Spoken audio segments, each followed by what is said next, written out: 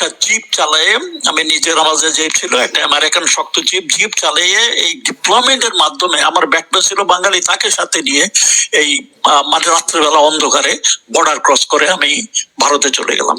তবে এগেইন এটা এত সোজা ছিল না, বেশ অনেক প্ল্যান ট্যান করে, অনেক অসুবিধার মধ্যে, বিপদও পড়েছি কয়েকবার, অনেক সন্দেহ হয়েছে অনেকের মধ্যে, এগুলো সব এড়ায় আমি একটু সাকসেসফুল হয়েছি। এবং ভারতে গিয়ে কাসুর রিভারে আমি আবার জিপ চাপ পড়ে গেছিলাম, আমার ব্যাকপ্যানকে বাইরে তো বললাম, আমি জিপের নিচে পড়ে গেলাম, অনেক মরতে মরতে বেঁচে গেছে। যাই হোক, ওই পাড়ে গিয়ে ভারতে গেলাম, ভারতে রাজৌকা ক্যান্টনমেন্ট প্রথমে, তারপরে ফিরোজপুর ক্যান্টনমেন্ট, সেখান থেকে দিল্লিতে মানে সপ্তাহখানেক ইন্টারোগেশন, তারপর সেখান থেকে আমাকে পাঠানো হলো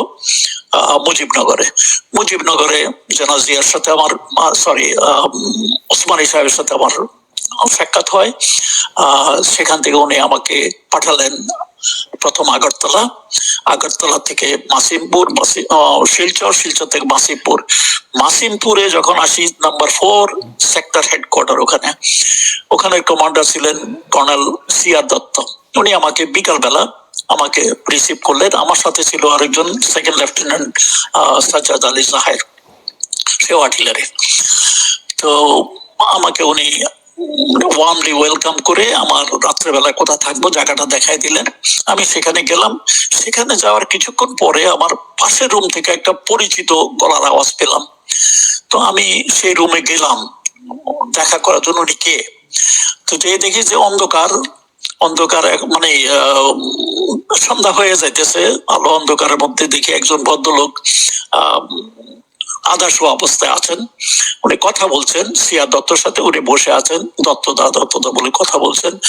তো আমি গিয়ে সালাম দিলাম, সালাম দিয়ে পরিচয় দিলাম।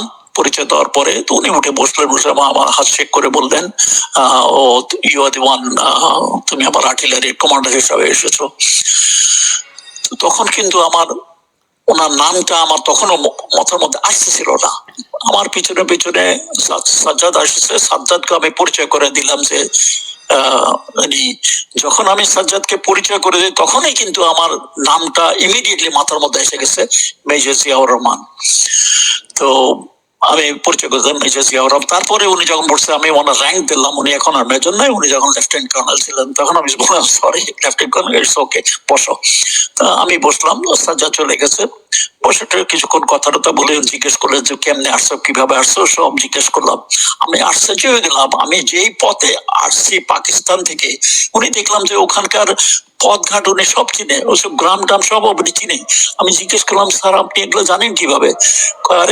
65 ওয়ারে আমি ওখানে ছিলাম, আমি ওখানে ফার্স্ট বেঙ্গলের অফিসার হিসেবে যুদ্ধ করেছি, এবং সেই যুদ্ধে জিয়াউর রহমান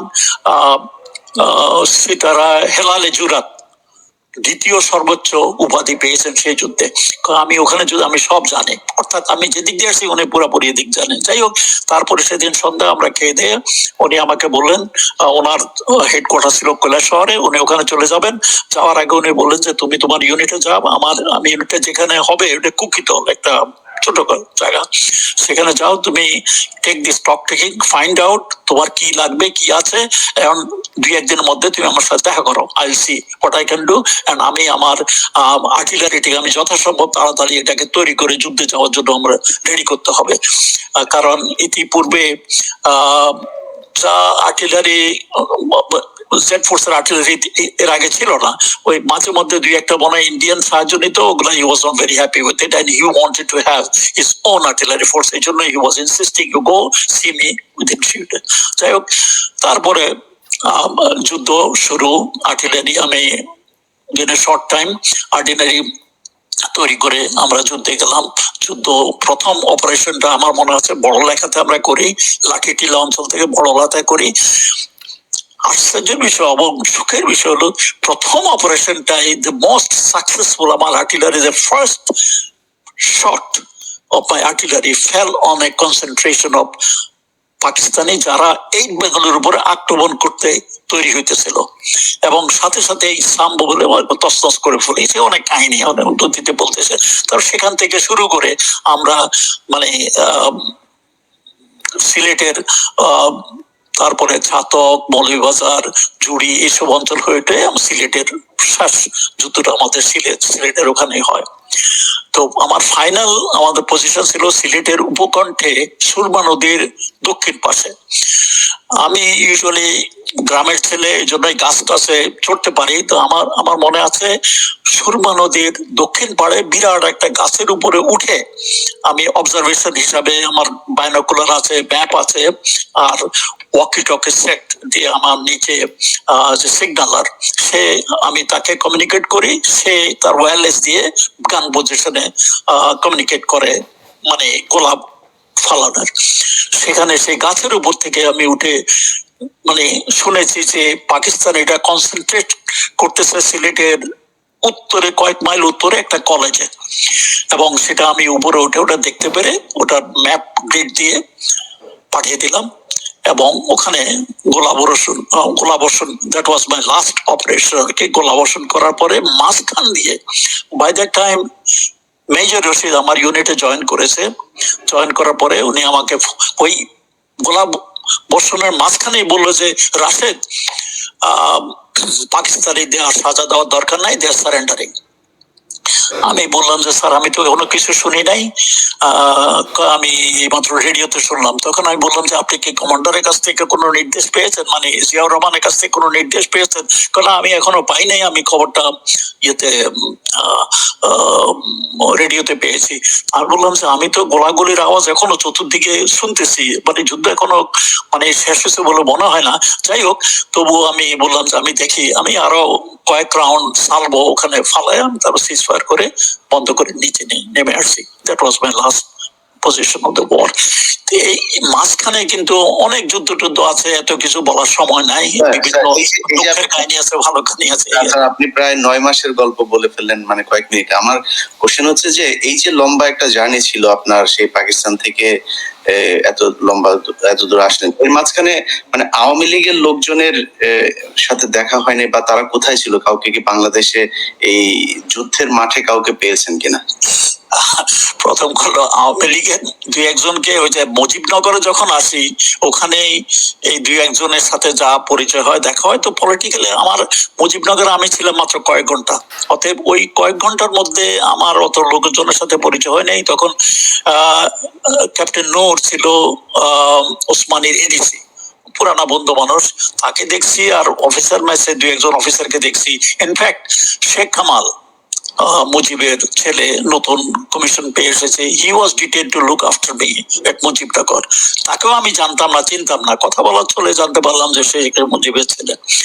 তো কোনো পলিটিক্যাল এলিমেন্টের সাথে আমার কোনো দেখা টাকা হয়নি। আর যুদ্ধক্ষেত্রে আমি যখন, আমাকে কলকাতা থেকে আগরতলা পাঠায়, অনেক কাহিনী আছে। আগরতলা রাত্রে এসে পৌঁছার পরে আমরা পাশে একটা মুক্তিবাহিনী ক্যাম্পে আমাদেরকে নিয়ে যাওয়া হলো। ওখানে আমার সাথে আমি এখানে আমার সাথে আরো 10-12 জন ইনফ্যান্ট্রি 5 বেঙ্গল রেজিমেন্ট থেকে তারা সিয়ালকোট থেকে পালিয়ে আসছে, তারা আমার সাথে ছিল। আমাকে ওদের ইনচার্জ করে পাঠানো হলো। তো ওই ক্যাম্পে ছিলাম রাত্রেবেলা।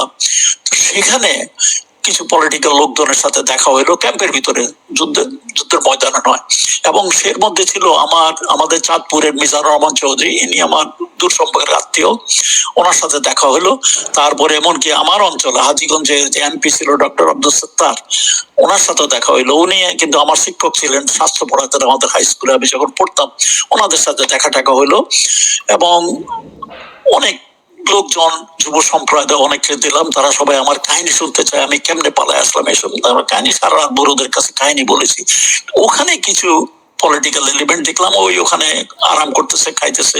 তো মিজানুর রহমান চৌধুরী বড় একজন, তো উনি হয়তো নিজের কাজকর্ম বলার জন্য বলছে যে ভাই আমি কয়েকটা ক্যাম্পের ইনচার্জে আছি, এগুলো সব দেখাশোনা করি, তুমি যাও, তোমার যেখানে তোমাকে পোস্টিং করছে কয়েকদিন পরে তোমার ওখানে আসবো, দেখা করব, আমাকে বলে দেন। তারপরে চলে আসলাম।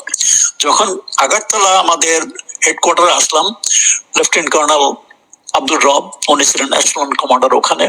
উনি আলাপ আলোচনা করার পর খুব ভালো লোক, আলোচনা করার পরে আমি ওনাকে জিজ্ঞেস করলাম, স্যার আমি তো ভাবছি যারা বাংলাদেশ থেকে ভাইগে আসছে এরা সবাই যুদ্ধ করতেছে সামনে, কিন্তু এখানে এই যে ক্যাম্পে গত রাত্রে আমি দেখলাম যে সব বসে বসে আরাম করছে, খাচ্ছে, যাচ্ছে, এরা যুদ্ধে যাচ্ছে না কেন? তখন উনি বলে যে দেখো আসে, তুমি তো নতুন আসছো, তুমি এখনো জানো নাই, অনেক সবাই যুদ্ধ করার জন্য আসে নাই, অনেকে বিভিন্ন মানে বাঁচার জন্য আক্রমণ থেকে বাঁচানো, পাকিস্তান আরামে আসার জন্য এখানে থাকতেছে। মাঝে মধ্যে আমাদের মিলিটারি কমান্ডাররা আসে রিক্রুট করার জন্য, কেউ যায় কেউ যায় না। ইভেন আমিও পরে আমার আর্টিলারির জন্য লোকজনের জন্য কয়েক জায়গায় গেলাম, খুব একটা সাড়া পাইনি, দু একজন পাইছি, সব পাইনি। তো এই পলিটিক্যাল এলিমেন্ট ওখানে। আর আমি যেদিন আগরতলা আসি সেদিন আবার একটা সেক্টর কমান্ডার আশেপাশে কমান্ডারদের মনে একটা কনফারেন্স ছিল, এই জন্য আমি ওদিন Shafiullah, Khaled Mosharraf, I think major কি জানি বলে রফিক, এদের সবার সাথে আমার ওদিন দেখা হয়। এমনকি শেখ মুজিবের ছোট ভাই শেখ নাসেরের সাথে ওদিন দেখা হলো, ল্যাংড়া খোড়া, উনিও। ও তখন আলাপ আলোচনা ওদেরকে ভালোই ছিল। আমার সেদিনই একদিন পরে আমাকে পাঠায় দেওয়া হলো শিলচর, তারপর মাসিম পর চলে গেলাম।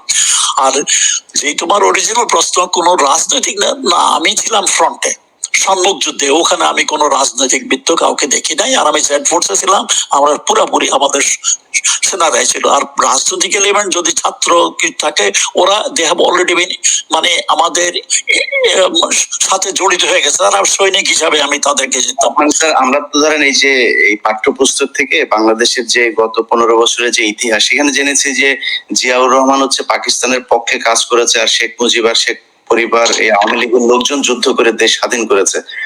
এইটা আপনি একজন মানে রণাঙ্গনের যোদ্ধা ইলিয়াস, এটা আমার কাছে একটা উদ্ভট মানে কারো কল্পনা উদ্ভট মনে হয়। কারণ আমি জিয়াউর রহমানের সাথে ছিলাম, আমি দেখেছি জিয়াউর রহমান কিরকম একটা নিবেদিত লোক ছিল। তারপর তার আগে জিয়াউর রহমান যে স্বাধীনতার ডাক দিচ্ছেন, ওটা পাকিস্তানে থাকতে আমি শুনেছি, কিন্তু আসার পরে এইসব নিয়ে আমরা কোনো আলাপ আলোচনা করি। বাট আই নিউ যে মানে জিয়াউর রহমান কি ছিলেন। আর জিয়াউর রহমান আরেকটা জিনিস হলো, ওনাকে আমি পিএমএ থেকে দেখেছি। আমি যখন ক্যাডেট ছিলাম, হি ওয়াজ এন ইনস্ট্রাক্টর। আমার সরাসরি ইনস্ট্রাক্টর ছিলেন না, কিন্তু অন্য মানে গ্রুপের ইনস্ট্রাক্টর ছিল, বা দেখা সাক্ষাৎ মাঝে মধ্যে হতো, এই আর কি। কিন্তু সরাসরি ওনাকে, কিন্তু ওনার গলার আওয়াজ মানে দৃঢ়, ওটা আমি চিনতে পারি। এই জন্যই যখন উনি কথা বলতেছিলেন, পরিচিত আওয়াজ শুনে আমি ওই মাসিমপুর ক্যাম্পে দেখতে গেছি, কারণ ওনার আওয়াজ চিনতাম, তখন থেকে ওনাকে জানি।